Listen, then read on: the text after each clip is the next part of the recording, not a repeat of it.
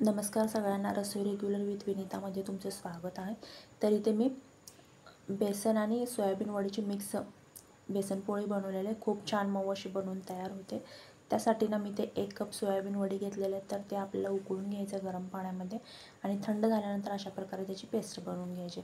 ती पेस्ट मी एका भांड्यामध्ये काढून घेते। त्यामध्ये मी 1 कप बेसन ॲड केलेलं आहे, बारीक चिरलेला कांदा, टोमॅटो आणि कोथिंबीर, लाल तिखट, हळद, जिरे, ओवा, चवीनुसार मीठ, थोडं थोडं पाणी ॲड करून अशा प्रकारे आपल्याला मिश्रण बनवून घ्यायचं। हे आपलं सोयाबीन बेसन पोळीचं मिश्रण बनवून तयार आहे। तर तव्याला थोडंसं तेल पुसून घ्यायचं आणि 2 चमचे मिश्रण आपल्याला तव्यावरती अशा प्रकारे पसरून घ्यायचं आणि पलटताना आपल्याला अगदी अलगद हाताने पलटून घ्यायचं, कारण आपण सोयाबीन यूज केल्यामुळे ना बेसन पोळी खूप मऊ बनून तयार होते।